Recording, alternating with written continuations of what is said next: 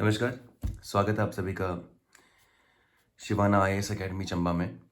और ये आपके सामने जो एक मैगज़ीन है, नाम उसका है प्रतियोगिता दर्पण, हिंदी मासिक, सितंबर 2021 की। कल हमने होमवर्क के रूप में पुलिस कांस्टेबल के छात्रों को कुछ काम दिया इस मैगज़ीन से, क्योंकि एसएससी जीडी में करंट इवेंट से काफ़ी चीज़ें पूछी जाती हैं और पुलिस कांस्टेबल में भी जो जीके का पोर्शन है उससे काफ़ी चीज़ें पूछी जा रही हैं। उसको आप जीके कह लीजिए या फिर कुछ करंट इवेंट्स कह लीजिए। तो यहाँ से क्या इंपॉर्टेंट चीज़ें हैं जो हम कवर करेंगे, हम उसकी बात फटाफट से करेंगे। देखिए, इस मैगज़ीन के ऊपर पहली बात तो ये है, इस मैगज़ीन में जो टोक्यो ओलंपिक के विनर थे उनके ऊपर फोकस किया गया हुआ है। मैगज़ीन पे ही उनका ही नाम है और इवन पहली जो टाइटल है इसका वो भी है कि ओलंपिक टोक्यो ओलंपिक में एक स्वर्ण सहित भारत को 7 पदक। तो यही इंफॉर्मेशन काफ़ी इंपॉर्टेंट है। हम आगे चलते हैं और इसमें देखिए और इम्पोर्टेंट इन्फॉर्मेशन है कि तेलंगाना का काकतीय रुद्रेश्वर मंदिर, वो हड़प्पा कालीन धौलावीरा यूनेस्को की विश्व विरासत सूची में शामिल। मुझे क्यों लग रहा है कि ये दोनों ऐसी इंफॉर्मेशन है जो आपको पुलिस कांस्टेबल को एग्जाम में आने वाली है कि यूनेस्को ने जो है विश्व विरासत सूची में कौन से साइट्स को, जगहों को जगह दी है। तो हड़प्पा के समय का धौलावीरा जो शहर था, धौलावीरा आप जानते हैं कि 5वां शहर था हड़प्पा सभ्यता का। और रुद्रेश्वर मंदिर जो तेलंगाना में है, काकतीय कुल ने इसको बनाया था, ये इंपॉर्टेंट चीज़ है। टोक्यो ओलंपिक में भारत के पदक कितने आए? कुल 7 पदक हैं, ये भी पूछ सकते हैं आपसे। तो ये तो अब चलते आगे, हम इसमें देखते हैं। ये मैगजीन है, तो आपको मैंने फ्रंट पेज, ये जो है, मैंने कहा था कि यहाँ राष्ट्रीय घटनाक्रम है। इसमें केंद्रीय मंत्रिमंडल में फेरबदल किया है, नए नए मंत्री बनाए गए हैं। आपको कभी कभार ये ऐसे प्रश्न भी आ जाते हैं कि फलने डिपार्टमेंट का अभी कौन मंत्री है। और हैरानी की बात ही, कई बार ऐसा करते हैं स्टूडेंट कि कोई साल पहले का मंत्री उनको याद होता कि ये मान लो ऊर्जा मंत्री है या रेल मंत्री हैं। अभी रिसेंटली फेरबदल हुआ मंत्रालय में, तो आपको रिसेंट मिनिस्टर्स पता होने चाहिए। एक क्वेश्चन यहां से आ जाता है, तो आप इनके बारे में फुली इंफॉर्म होने चाहिए। यहां से एक क्वेश्चन बन जाता है। दूसरी बात है कि उत्तराखंड और कर्नाटक में नए मुख्यमंत्री बने हैं, उनके नाम आपसे पूछ सकते हैं। तो इस पेज से आपने ये सारी इंफॉर्मेशन याद करनी है। इंपॉर्टेंट होता है जैसे कि मान लो रक्षा मंत्री इंपॉर्टेंट हैं, विदेश मंत्री इंपॉर्टेंट होते हैं, गृह मंत्री इंपॉर्टेंट होते हैं इसमें, और वित्त मंत्री इंपॉर्टेंट होते हैं। तो ये तो जरूरी है ही। इसके अलावा भी जैसे कि अगर आप देखेंगे इस तरफ को जाएंगे तो आपको परिवहन मंत्री, कृषि मंत्री सारे मिलेंगे। तो आपको पूरी लिस्ट पता होनी चाहिए। यहां से एक सवाल कंफर्मली जो है आ सकता है। ये तो ये चीज थी। उसके बाद जो है मैंने कहा था कि अच्छा, ये तो इंपॉर्टेंट चीज नहीं, मैं यहां से कुछ चीजें कहूंगा नहीं। तो ये इधर आते हैं, देखिए काकतीय रुद्रेश्वर मंदिर तेलंगाना व धौलावीरा को, जो मैंने फ्रंट पेज पे बात कही थी, वो यहाँ पे भी है। अब आपको जानना क्या इसके अंदर, आपको जानना ये होगा कि यूनेस्को क्या चीज़ है, यूनेस्को की फुल फॉर्म क्या, ये यूनेस्को है उसकी फुल फॉर्म क्या है। दूसरी बात कि यूनेस्को का हेडक्वार्टर कहाँ पे। तीसरी बात जो है, जो धौलावीरा है या जो काकतीय डायनेस्टी का जो रुद्रेश्वर मंदिर है, तो ये जो मंदिर है ये कौन सी या कितने नंबर पे ये बन चुके हैं, विच मीन्स कि अभी तक टोटल हमारी वर्ल्ड हेरिटेज साइट्स हैं कितनी हैं। तो ये यहाँ से प्रश्न आपको बन सकता है। तो द पॉइंट इज दैट कि आप यहाँ देख पा रहे हैं कि 31वें पे आ चुका है काकतीय रुद्रेश्वर मंदिर जो कि तेलंगाना में, और 32वां हड़प्पा वाला आ चुका है धौलावीरा। तो टोटल 32 हैं हमारी सांस्कृतिक स्थल,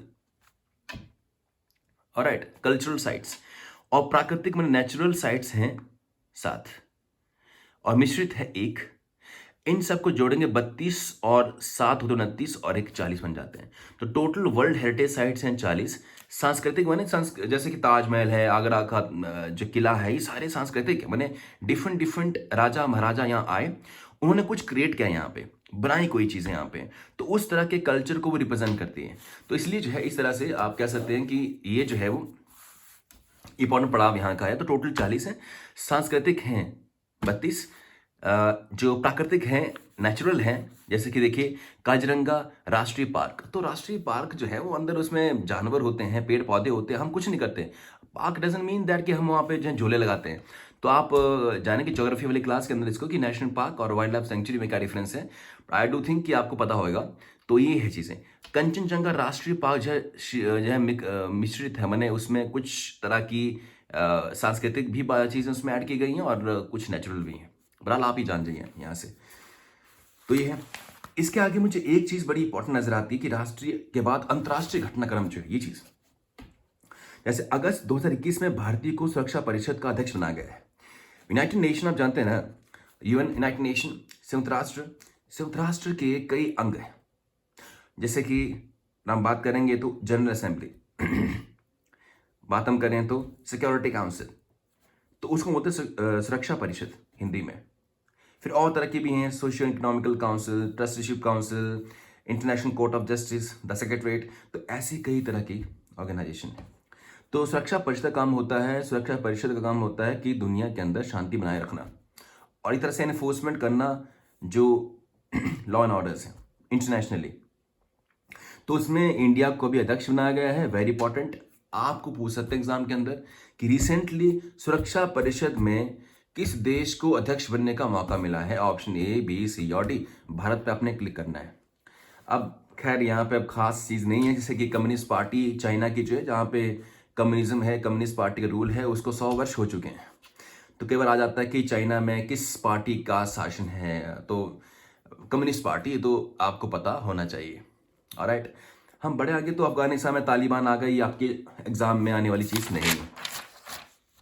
अब मुझे यहाँ ना बड़ी इंपॉर्टेंट चीज़ जो नज़र आती है वो दोस्तों ये है, और वो क्या है कि जैसे कि 2032 के 35वें ग्रीष्मकालीन ओलंपिक खेलों की मेजबानी ब्रिस्बेन को मिली। अब ग्रीष्मकालीन होती हैं समर ओलंपिक गेम्स, जैसे कि जो हमारे ये लोग जो हैं हीरो हमारे जो जीत के आए हैं वो समर ओलंपिक गेम्स होती हैं। उसके बाद फिर पैरालंपिक गेम्स भी होते हैं, से जो मतलब शारीरिक रूप से सक्षम नहीं होते हैं उस तरह से, तो उनकी अलग होती हैं। तो फिलहाल ये समर है ओलंपिक गेम्स। तो इसमें देखिए पहला ये ग्रीष्मकालीन ओलंपिक गेम की हम बात करें तो एथेंस ग्रीस से स्टार्ट होती है। ग्रीस इसका संस्थापक था, ग्रीस जो कंट्री है वहाँ से बिगिन होती है। ग्रीस का तो परचम बहुत लहराया, पर आज की डेट में वो खास नहीं है। एक समय पे तो उसने दुनिया को जीत रखा था। तो फिर फ्रांस में हुई, फिर अमेरिका में हुई, फिर ब्रिटेन में हुई, और इस तरह से 2020 में हुई है वो टोक्यो जापान में हुई। हमारे जो हीरोज ये जीत के आए मेडल, ये 2020 का था टोक्यो ओलंपिक, पर चूंकि कोविड हो गया 20 में और फिर 21 में शिफ्ट किया गया इसको, मगर था वो 20 का। ये बात इंपॉर्टेंट है। उसके बाद जो है 24 वाला जो आने वाला पेरिस में होगा, फ्रांस के जो राजधानी है। उसके बाद फिर होगा अमेरिका में लॉस एंजलिस में। फिर 32 वाला भी दे दिया उन्होंने ब्रिस्बेन ऑस्ट्रेलिया में। तो देखिए कि अभी टोक्यो ओलंपिक हुआ, 3 आगे नाम आ चुके हैं। वैसे कोई भी ओलंपिक जब खत्म होता है तो 3 आगे के जो ओलंपिक के डेस्टिनेशंस होती हैं वो पहले कंफर्म कर दी जाती हैं। तो इन्होंने ब्रिस्बेन भी कंफर्म कर दिया, तो 32 वाला जो है ब्रिस्बेन में होने वाला है। एसएससी जीडी की तैयारी करो। इवन मुझे क्यों लगता है कि पुलिस कांस्टेबल में भी आपसे पूछ सकते हैं वो कि अभी जो ओलंपिक में पदक आए हैं कितने आए और अभी तक कितने खेल हो चुके हैं ओलंपिक के। तो अभी तक हो चुके कितने, देखिए 20 वाला 32 हो चुके हैं, अभी तक 32 हो चुके ओलंपिक खेल जो है। ये बात है। अब इकोनॉमिक्स में आपको खास चीज़ें नहीं आएंगी, कुछ 2-4 चीज़ें होंगी आपको बता दी जाएंगी। आपने यहाँ से कुछ खास पढ़नी नहीं है। ये बात मुझे लगता है इंपॉर्टेंट आपके लिए हो सकती है कि भाई प्रधानमंत्री मातृ Vandana Yojana excuse me, sorry, तो प्रधानमंत्री मातृ वंदना योजना, तो ये इसमें कहा गया कि 64 लाख दिए गए हैं महिलाओं को। खैर जो भी है, पर आपको आ सकता है कि इस योजना के तहत क्या किया जाता है। तो बता दूं दोस्तों में इसमें कि जो महिलाएं होती हैं, जैसे वो जैसे लिखा ना यहाँ पे, लक्षित महिलाओं और 19 वर्ष से ऊपर, 19 वर्ष से ऊपर की महिलाओं जो स्तनपान कर रही हैं या जैसे उनकी अभी उन्होंने बच्चों को जन्म दिया है, तो उनको जो है 5,000 रुपये की राशि दी जाती है। ये इंपॉर्टेंट बात है। 19 साल की ऊपर की महिलाओं को, मात्र समझो, मात्र मीन्स माँ, तो वो लैक्टेटिंग जो मदर होती है, मैंने जो दूध पिलाती हैं, स्तनपान करा रही होती हैं बच्चों को, तो उस समय पे उनको जो है आप कह लीजिए कि जो खाद्य पदार्थों की, अच्छे खाद्य पदार्थों की काफ़ी ज़रूरत होती है। न्यूट्रिशनल रिक्वायरमेंट काफ़ी ज़्यादा होती है उस समय माँ की। तो कई बार गरीब फैमिली में वो चीज़ पूरी नहीं होती है, तो सरकार ने उनको 5,000 रुपये की राशि देने का फैसला किया था, और ये 3 किश्तों में दी जाएगी। तो 19 साल से ऊपर की महिलाएं 5,000 मिलेंगे उनको, और 3 किश्तों में दी जाएगी। मुझे ये चीज़ अच्छी लगती है इसमें। और अब हम बात करें, आईएमएफ ने 21 और 22, ये जो है आईएमएफ ने 21 और 22 में भारत में आर्थिक वृद्धि को जो है वो घटा 12.5 से घटाकर 9.5 कर दिया। अब आपके लिए जरूरी नहीं कि ये क्यों मतलब हुई है, आपको सिर्फ ये जानना कि आईएमएफ चीज क्या है। इंटरनेशनल मॉनेटरी फंड, इसका हेडक्वार्टर कहाँ पे है और इसका अध्यक्ष कौन है, दिस इज इंपॉर्टेंट इंफॉर्मेशन आपके पुलिस कांस्टेबल एग्जाम के लिए, वेरी इंपॉर्टेंट इंफॉर्मेशन कि आईएमएफ का हेडक्वार्टर कहाँ है और इसकी फुल फॉर्म क्या है। हो गया ये। अब आगे जो है आपको थोड़ी सी मैं बात बताऊं, तो जैसे कि अब ये चीज़ है कि नहीं, मैं इंपॉर्टेंट, मैं इतना इसको नहीं फील कर पा रहा हूँ, मगर फिर भी फॉर्च्यून एक मैगजीन है जो टॉप 500 कंपनीज को हर साल जो है वो रिपोर्ट उनकी देती है। तो इस तरह से अगर हम देखें विश्व में, तो वॉलमार्ट सबसे टॉप कंपनी वर्ल्ड की आई है। काम इसका रिटेल का, रिटेल मतलब जैसे कि आप मॉल में जाते हैं ना, वहाँ पे खुले में सामान मिलता है, पैकेट में सामान मिलता है, जैसे कि एक जूता ले आएंगे, एक चप्पल ले आएंगे, एक डस्टबिन ले आएंगे, ग्लास ले आएंगे, माने ऐसी चीज़ें, काफ़ी चीज़ें जो है आपको, शैम्पू साबुन ये डालें। तो जो मॉल के अंदर जो सामान मिल रहा है वो रिटेल का होता है। दुकानदार से आप खुले में सामान लेके आते हैं ना, वो रिटेल का सामान होता है। तो रिटेल का व्यापार है वॉलमार्ट का, दुनिया की सबसे बड़ी कंपनी जो है रिटेल वाली बन गई है। हम पहले सोचते थे कि यार जो दुकान मतलब जो काम होता है होलसेल में, बहुत बढ़िया काम होता है कि वहाँ अच्छा प्रॉफिट होता है और दुकानदारों की इतनी वो नहीं, मगर वॉलमार्ट ने कुछ ऐसे काम के रिटेल में कि ये दुनिया की सबसे बड़ी कंपनी बन चुकी है। खुदरा बोलते हैं इसको हिंदी में। दूसरे पे है फिर ये कंपनी, और इनकी आपको ज़्यादा ज़रूरत नहीं है। मगर इंडिया की टॉप कंपनी की हम बात करें, 500 टॉप कंपनीज में इंडिया की कौन सी कंपनी रही, रिलायंस रही है टॉप में। ये सवाल इंपॉर्टेंट बन सकता है, ये कौन सी कंपनी जो है सबसे टॉप में रही इंडिया की तरफ से। वॉलमार्ट दुनिया की तरफ से, और इंडिया की तरफ से नंबर 1 पे रही Reliance industries. This is very important, this is very important. तो ये बात आप यहाँ से जान जाइए जो इंपॉर्टेंट है। ज़्यादा आपको मैं खींचूंगा नहीं यहाँ पे, मगर ये देखिए ये पर्सन कौन है, शक्तिकांत दास, आरबीआई के गवर्नर साहब। तो इसमें इंपॉर्टेंट बात ये आती है कि आरबीआई जो है रिजर्व बैंक ऑफ इंडिया कब बनाया गया था, उसका राष्ट्रीयकरण कब हुआ था। तो आरबीआई बनाया गया था 1935 में, 1 अप्रैल से चला था ये काम इसका। और दूसरी बात यह है कि 1949 में इसका राष्ट्रीयकरण कर दिया गया था, मैंने इसको राष्ट्रीय संपत्ति बना दिया गया था। दो बातें इंपॉर्टेंट हैं। और आज के गवर्नर कौन है, शक्तिकांत दास, और पेशे से ये आईएएस अधिकारी हैं, आईएएस ऑफिसर। तो 3 बातें आई थिंक आपने यहां से जान ली।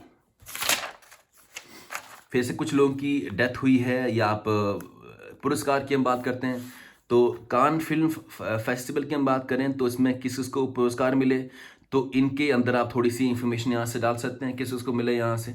ऑलराइट, और मुझे यहाँ से कोई ख़ास चीज़ नज़र नहीं आती है फिलहाल। तो डिवोर्स हो गया बिल गेट्स और उनकी वाइफ का, तो खैर ऐसी इंफॉर्मेशन आपके एग्जाम के लिए इंपॉर्टेंट है ही नहीं है।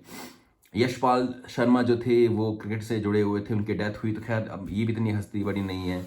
वीरभद्र सिंह जी हिमाचल की तरफ से अगर हम देखें तो ये उनका 87 एज में डेथ हो गया। तो ये खास हिमाचल जीके में आ सकता है कि वीरभद्र सिंह जो है कितनी बार बने थे एमपी, कितनी बार एमएलए बने थे, कितनी बार मुख्यमंत्री बने थे, तो ऐसी बातें आपसे पूछ सकते हैं। तो मुझे इसमें नहीं लगता। हाँ, पुस्तकें जो है ना वहाँ से क्वेश्चन आने के चांसेस होते हैं। ये पुस्तकें जो हैं वो होम इन दी वर्ल्ड, ये किसने लिखी है, माई लाइफ इज फुल, ये किसने लिखी है। देखिए बुक्स तो हर साल जो है वो कई लिखी जाती हैं, तो सवाल ये कि हम 1000 बुक्स के नाम याद रखेंगे, नहीं। कुछ एक ऐसी मैगजीन होती है जहां से जो है वो एग्जामिनर आपसे क्वेश्चन पूछता है, तो ये जो बुक्स हैं इनको आप रट लो, यहाँ से एग्जाम पूछने के, पूरे एग्जाम में पूछने के चांसेस रहते हैं। तो ये चीज़ें थी जो आपको यहाँ से जाननी चाहिए थी। खेलकूद में भी रखना आप याद कि जो है वो क्या क्या हो रहे हैं और क्या क्या, जैसे यूरो कप जो है 2020 का इटली ने जीता है, ये काफ़ी इंपॉर्टेंट इन्फॉर्मेशन है स्पोर्ट्स है। जब आप पुलिस कांस्टेबल बनने जा रहे हो तो लिहाजा आपसे उम्मीद की जाती है कि आपको स्पोर्ट्स की इन्फॉर्मेशन ठीक ठाक होगी, तो एक आध क्वेश्चन वहाँ से आ सकता है। तो ये यूरो कप जो है वो 2020 का इटली ने जीता है, ये इंपॉर्टेंट इन्फॉर्मेशन यहाँ से है। इटली ने जीता यूरो कप फुटबॉल का, यूरो कप फुटबॉल में होता है। विंबलडन जो है 21 का नोवाक जोकोविच ने जीता। तो विंबलडन 2021 जो ये नाम है एक कप का, विंबलडन कप जो है वो आप जानते हैं कि जो है क्या बोलते हैं उसको, that is table, that is lawn tennis में खेला जाता है। This is important thing which we should knowing. तो ये हो गया और यूरो कप आपके सामने है। अब देखिए सबसे अच्छी इंफॉर्मेशन है कि टोक्यो ओलंपिक में भारत ने कितने पदक जीते। 7 जीते पदक, इसमें 1 स्वर्ण और 2 रजत और 4 कांसे हैं। ये सारी इंफॉर्मेशन आपके लिए इंपॉर्टेंट है और आप इसको देखिए भी। यहाँ से मैं पिन पॉइंटली मैं कुछ बातें आपसे यहाँ से पूछूंगा, यहाँ आपको बताऊंगा। तो 32वां इस बार ग्रीष्मकालीन जो है ओलंपिक खेल का आयोजन हुआ, 32वां था। मैंने 2020 का टोक्यो वाला जो एक खेल था ग्रीष्मकालीन ओलंपिक गेम, ये 32वां इसका संस्करण था, 32वां सेशन इसका था। ये बात यहाँ से। फिर देखिए ये होता है कि शुभंकर, मैंने इसका जो आप कह सकते हैं जो एक तरह से आप कह सकते हैं कि इसको मोटो कह सकते हैं या शुभंकर कह सकते हैं। तो इसका शुभंकर क्या था? मराय तोबा। मराय तोबा का मतलब है कि अतीत से सीखो और नए विचारों को विकसित करो। एग्जाम में आ सकता है कि मराय तोबा जो शुभंकर था, शुभंकर मतलब कि जैसे कोई भी हम काम करते हैं ना तो उसके एक शुभ निशान देते हैं, शुभ कर्ण करने के लिए उसका। तो ये शुभंकर है इसका मिराय तोबा। मिराय तोबा इसका मीनिंग आपको मैंने बता दिया, आप इसको याद रखिएगा। और इसका आगाज किसने किया था गेम का? तो जापान की जानी मानी टेनिस खिलाड़ी जो है वो नाओमी ओसाका ने किया था। ये बात यहाँ से। तो अब इसके अंदर किस किस तरह की गेम्स खेली गई हैं, तो मुझे लगता है कि ये आपको रटनी चाहिए। कई बार एग्जाम में आ जाएगा आपको ऑप्शन में कि कौन सी गिवन ऑप्शन में जो खेल है वो ओलंपिक में नहीं खेली गई है। साफ समझा कि एग्जाम में आपको आएगा कि निम्नलिखित में से कौन सा खेल है जो ओलंपिक में शामिल नहीं था। तो आप देखते हैं शामिल होने में क्या है, डाइविंग था, स्विमिंग था, आर्चरी माने तीरंदाजी था, एथलेटिक था, बैडमिंटन था, बेसबॉल था, बास्केटबॉल था, मुक्केबाजी थी। ऐसी कई तरह की गेम्स थी। तो आपको ये गेम भी याद करनी है। इस मैगजीन से ही जो आपको बता रहा हूं मैं, मुझे विश्वास है कि 4 से 5 क्वेश्चन आएंगे आपको। ये बात है जो आपको जाननी चाहिए।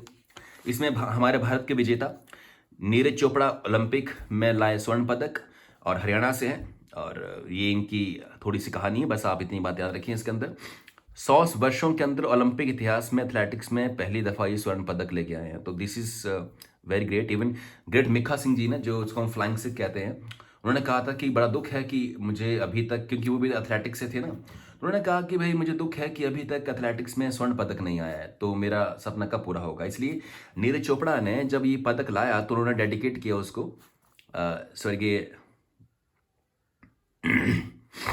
एथलेटिक के प्लेयर जो है मिल्खा सिंह जी को। मीराबाई चानू को रजत पदक मिला इसको भारोत्तोलन में। इनको मिला किसमें? एथलेटिक होता वैसे, मगर ये था जेवलिन थ्रो, वो एथलेटिक्स में ही आता है।